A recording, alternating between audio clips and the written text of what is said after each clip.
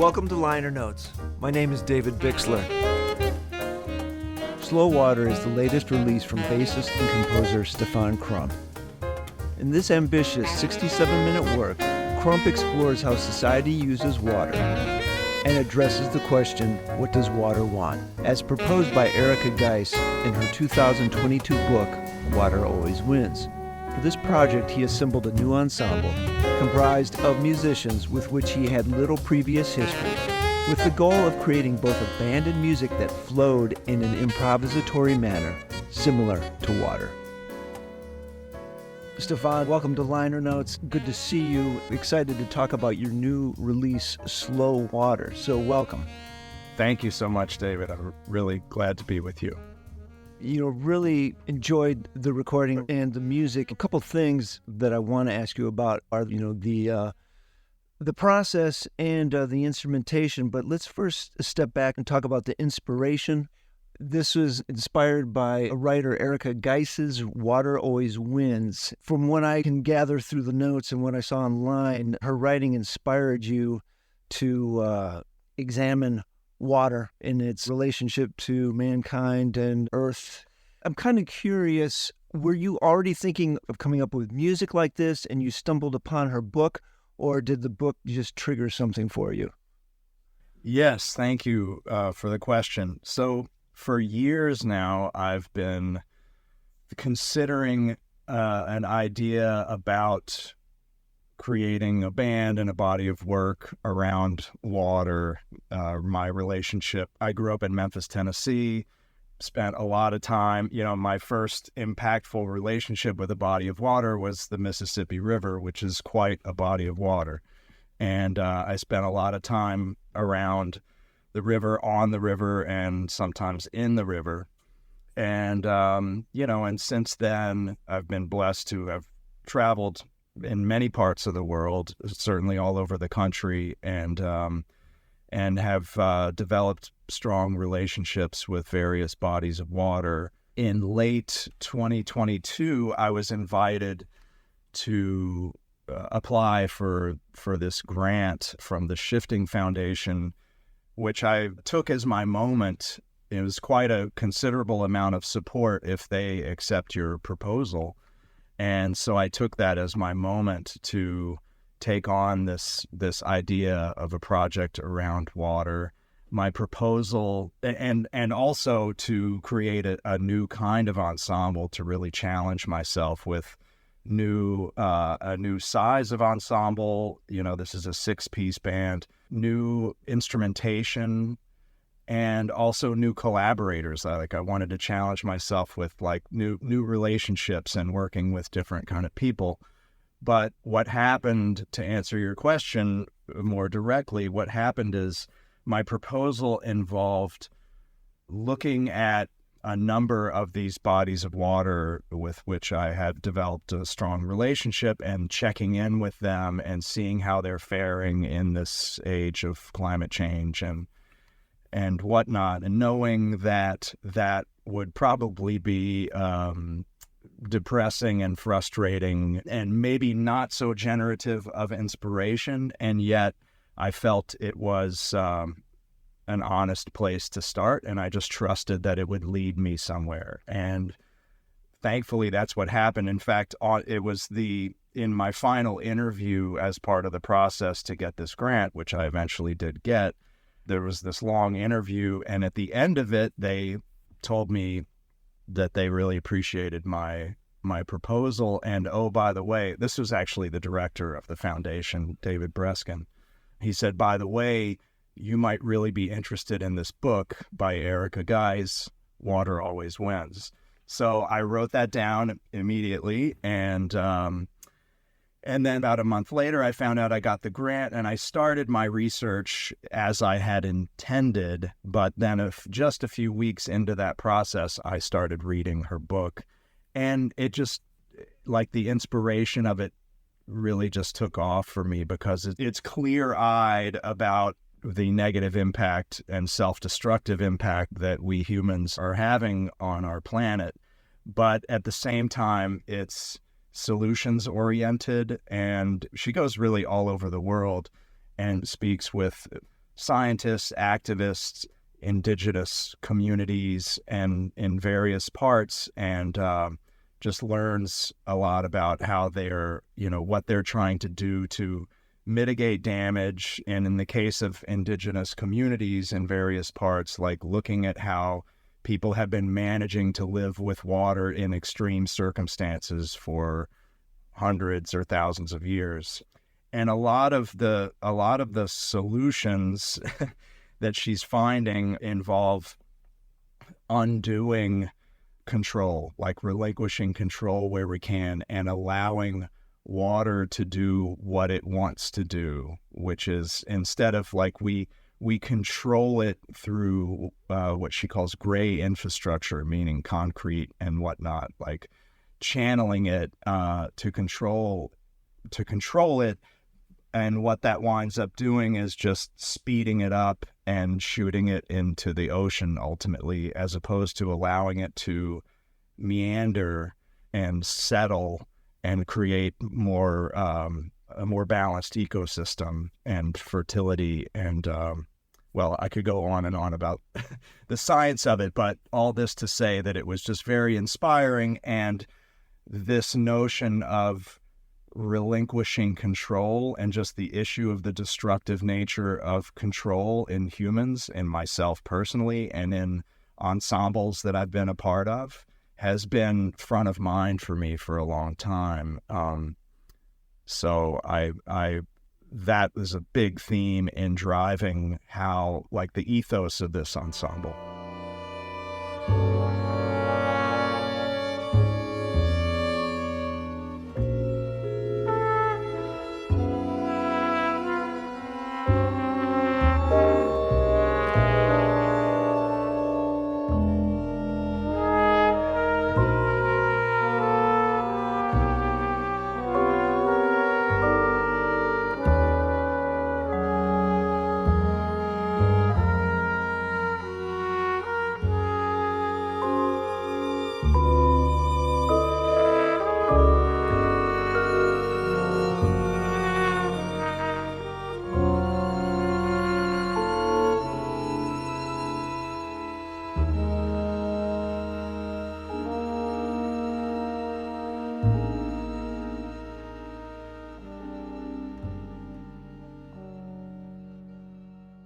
I did come across her question, what does water want? And I found that very interesting because it's something that, frankly, I think most people just take for granted, especially in the United States, not around the world, obviously. Of course. But, we turn on a tap and it's there. One of the things that I thought about right away is perhaps we are delusional and thinking that we can actually control it, just thinking of Katrina or, like just myriad disasters where, maybe we think we have a handle on what we're doing with water, but then, water's going to do what it wants. And I'm sure you've explored this as you were dealing with this project. It's new to me. The other thing I want to ask you, when you were a child, were you aware of anything, about, as you think about your memories of the water growing up there, how did that impact, like, has it impacted your music thus far? Like, who you are as a musician? I'm sure being from Memphis, there's a certain vibe there that you're going to carry in, but specifically you speak about in the notes about playing along the banks of the Mississippi. And, how has that transformed or informed your music in any way, like prior to this project? Mm-hmm. Thank you. Well, so directly with the Mississippi, that was always my source of energy and strength and inspiration, like a principal source for me. And I remember really prioritizing spending time near the river, being with it and soaking up that inspiration. Memphis is a river city. It would not exist without that river. And back in the day, rivers were the highways, and that's how that whole thing started. And it's interesting, Memphis is also, it's called the Bluff City. It's up on a bluff, and just on the other side of the river in Arkansas is farmland, but it's floodplain.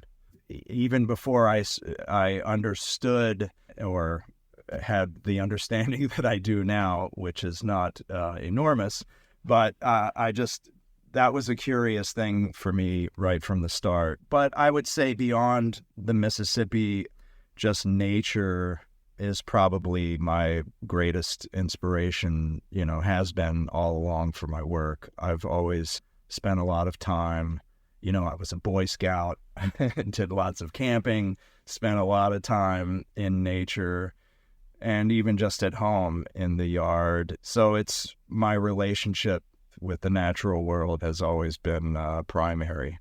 Now, in the course of fulfilling the grant and creating this music, did you visit specific bodies of water for inspiration, or are you relying on your memory? Yeah, as far as the bodies of water, I did consider that in the proposal, like, should I try to build in some time and funding, because you also propose your budget with this grant. And so I did consider, like, should I build in some funds that would support my visiting these places and really do some of the work on site as far as developing the music. And that would have been a valid approach. For various reasons, I didn't take that approach, and so it was more thematic and conceptual, and, as you say, from memory. And I will say that a lot of my inspiration comes when my body is in motion for various reasons, not most of which I don't understand, but some of which I can imagine, but just sort of and that's how I work on music, even when I'm learning someone else's songs and trying to really incorporate them into my body.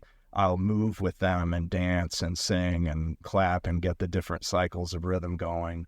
And similarly, I've come to understand that I get a lot of ideas flowing probably from some of the same process when I'm walking around. So this process certainly did involve being outside and going for walks. So that's the nature aspect of it.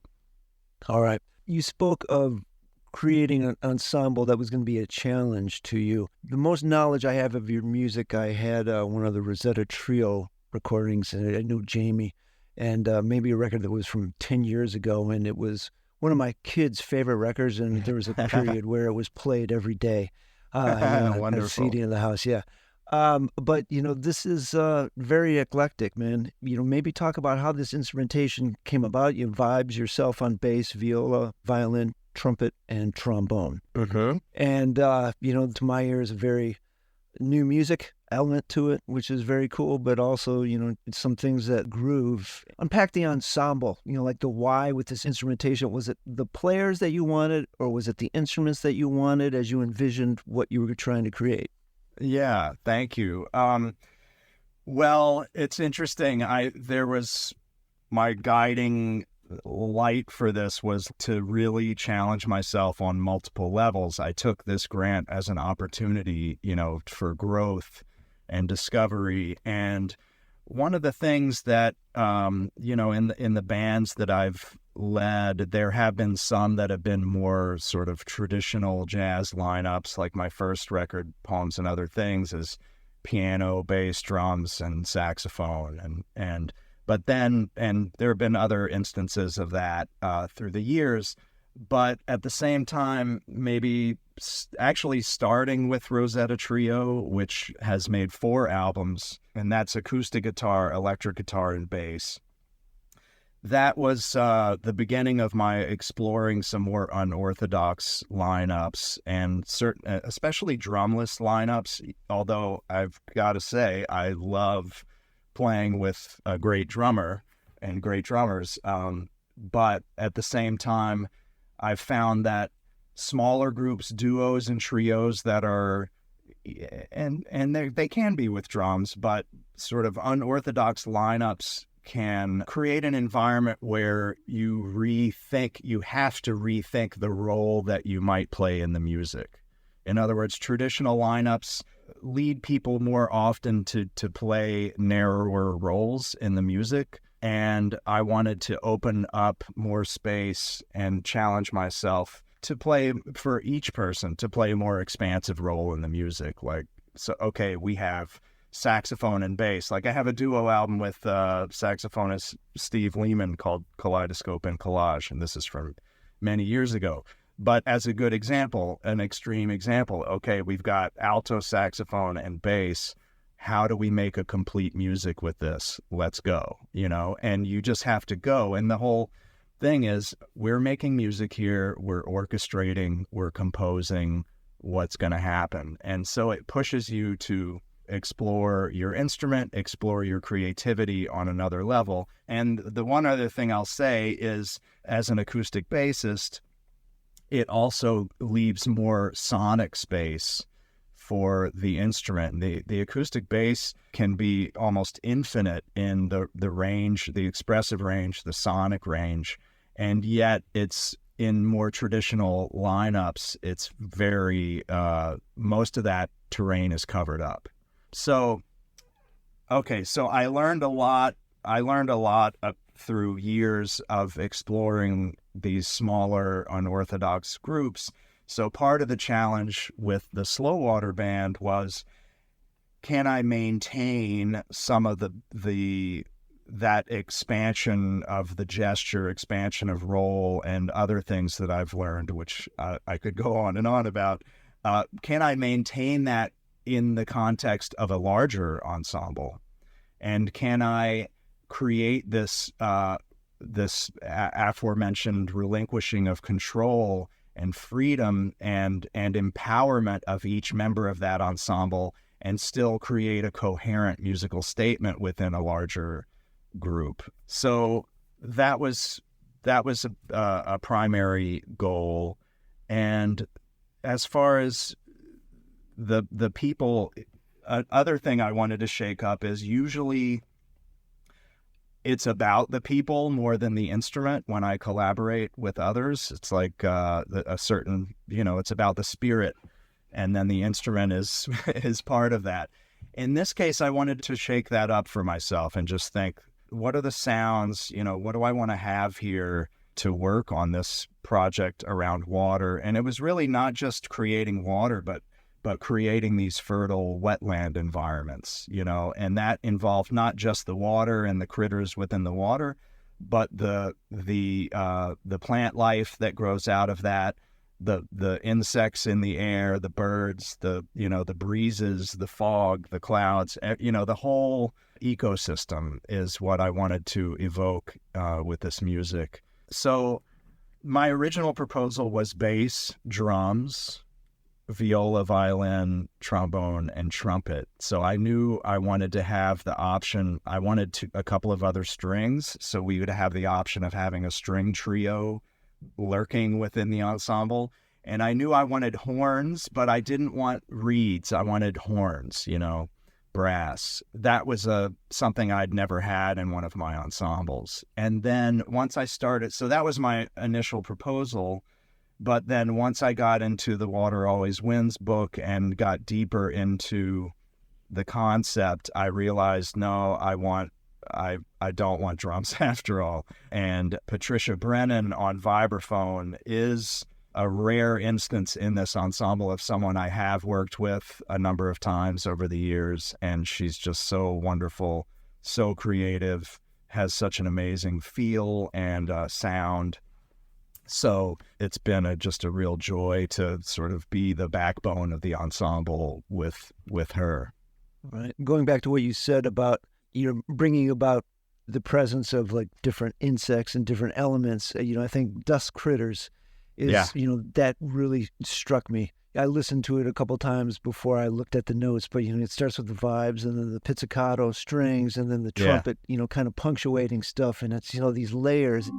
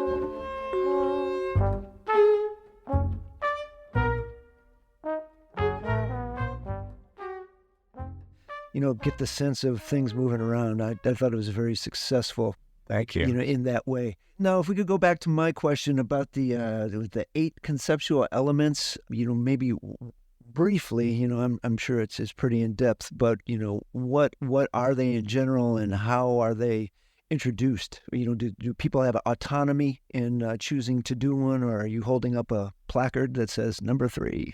Yeah, right. Well, thank you.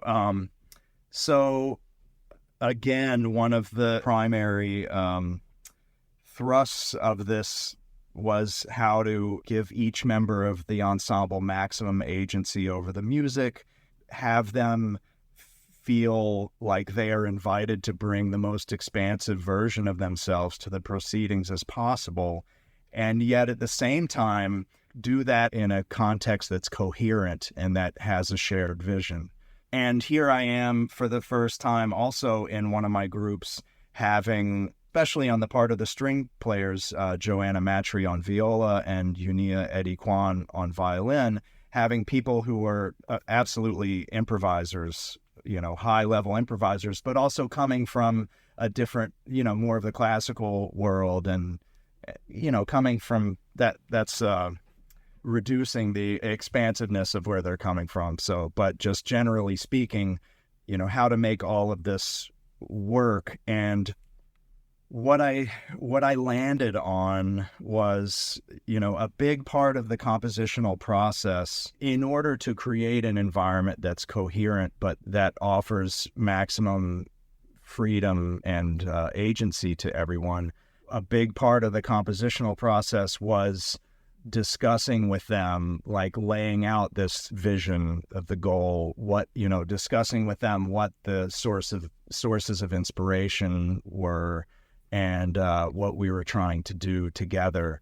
And the fact that this is primarily about collective action, as opposed to like a lot of the more jazz-oriented projects that I've done, where it's always collective, but there's also a lot of solos within that, which are also ultimately collective. But in this, I wanted to shake that up. I wanted it to be entirely collective and no solos, which mostly happened. There are a couple of times where there are arguably some solos, and they're wonderful moments, and that's okay. But generally speaking, the idea is always collective, always giving ourselves over to each other and giving ourselves over to the overall goal of creating this complete ecosystem environment.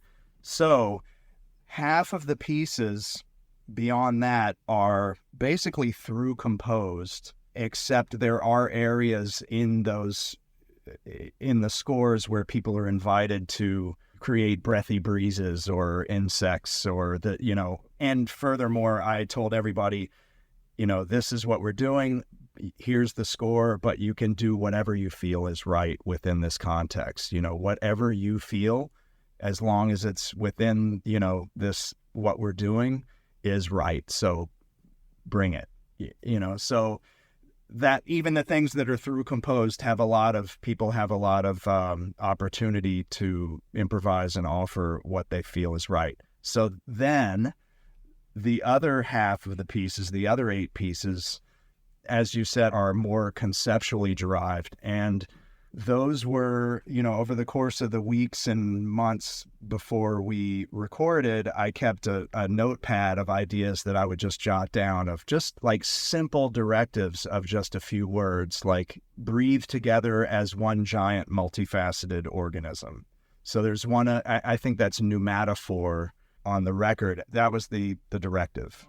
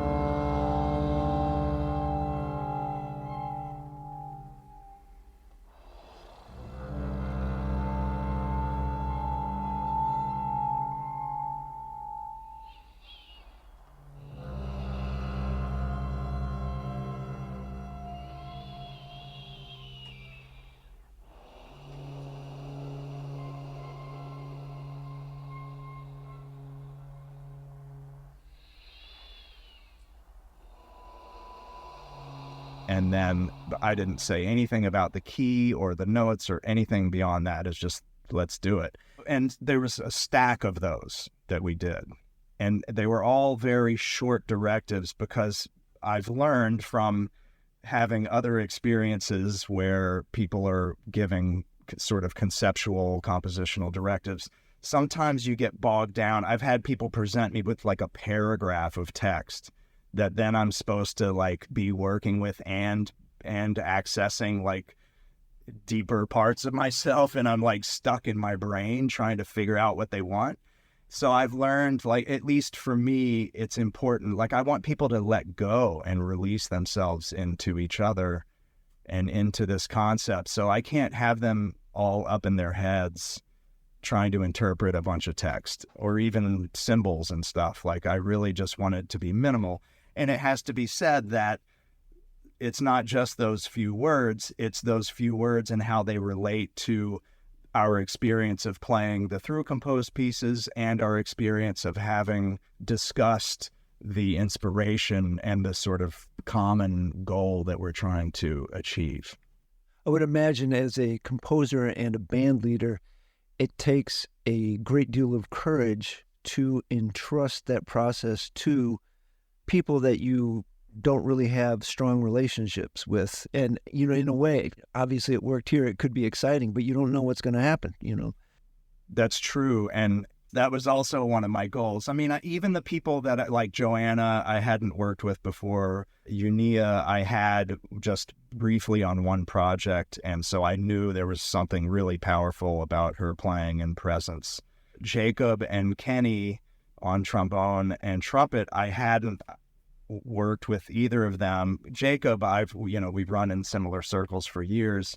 I had wanted to work with him for a long time. And Kenny, I was based on recommendation, but with all of those people, I did research. Like, I looked into their work, looked into their writings and what, their concepts. And so it wasn't out of nowhere, but yeah, it's risky. And part of this thing is putting myself, I talk about the various ways I wanted to challenge myself with this project. And that is one of them, is like trusting, recognizing the risk in this, and trusting these people, but just moving right into the fear of that and just moving right through it and trusting. And that's another form of relinquishing control that is, as I said, was a primary theme for this.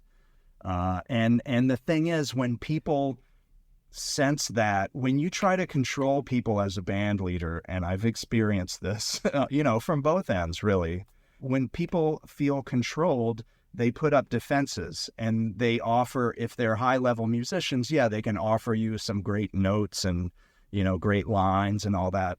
And the music can operate, can function on a surface level that can be interesting.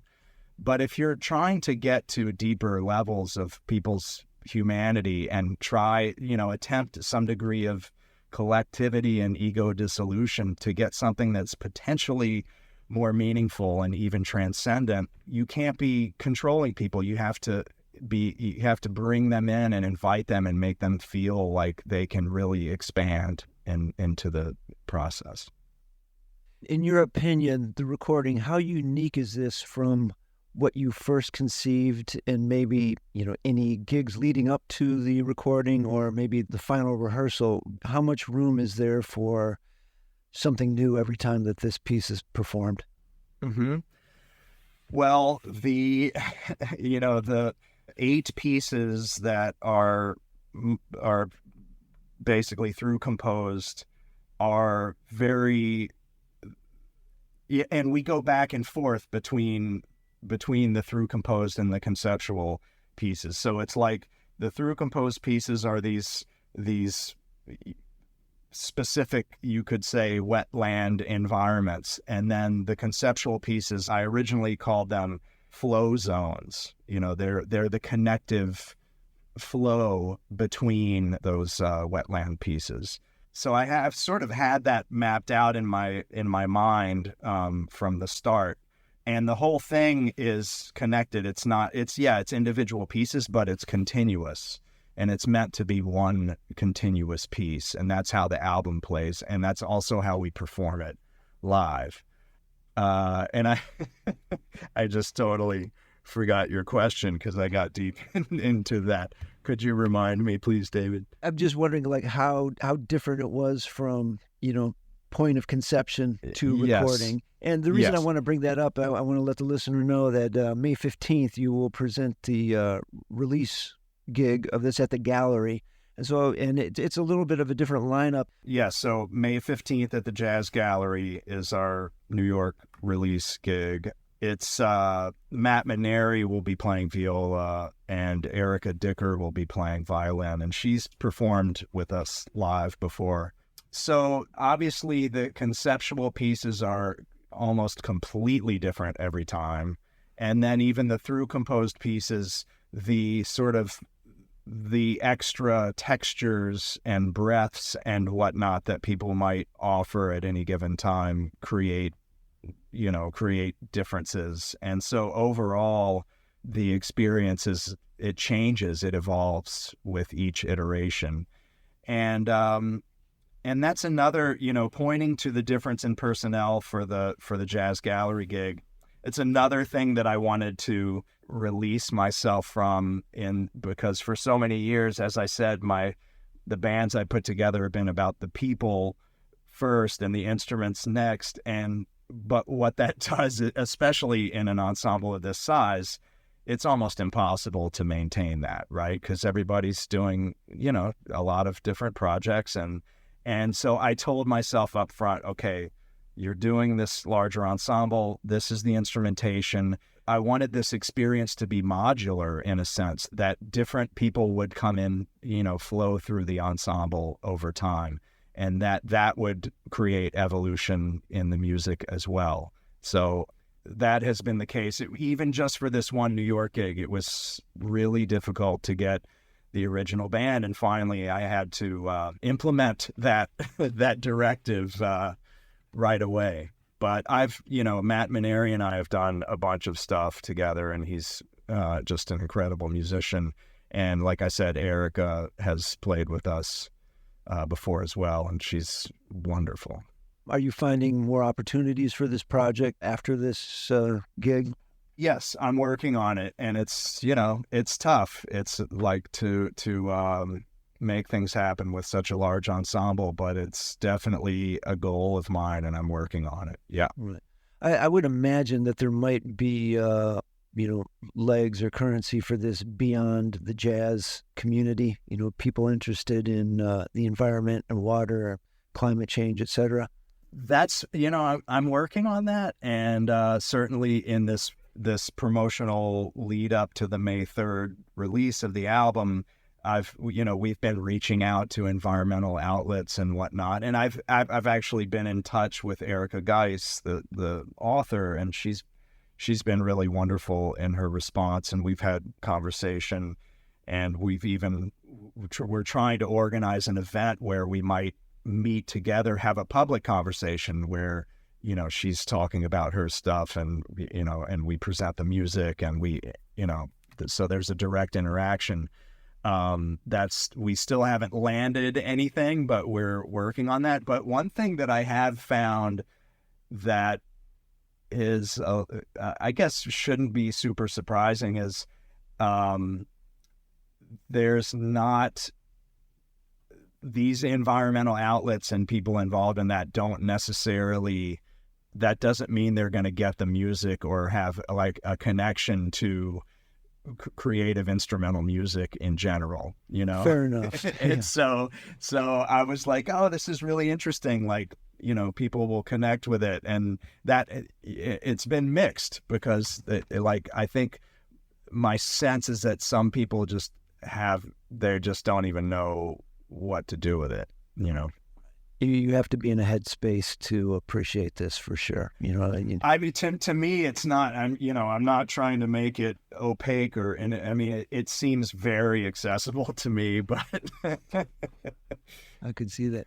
Well, the record is Slow Water, coming out on May 3rd. Stephan, thank you for your time. The music sounds great. I wish you all the best with this. Thank you so much, David. I appreciate this. Take care.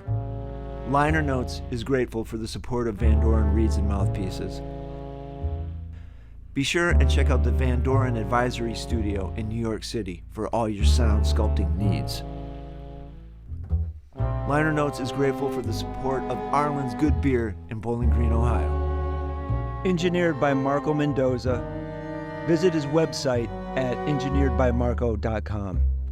The theme music is No FOMO, Mofo by yours truly. Produced by David Bixler. Be sure and subscribe to Liner Notes wherever you find your podcasts. If you like what you hear, I ask that you consider supporting Liner Notes financially. You can do this by going to the Liner Notes tab at davidbixler.com. Thank you for your consideration.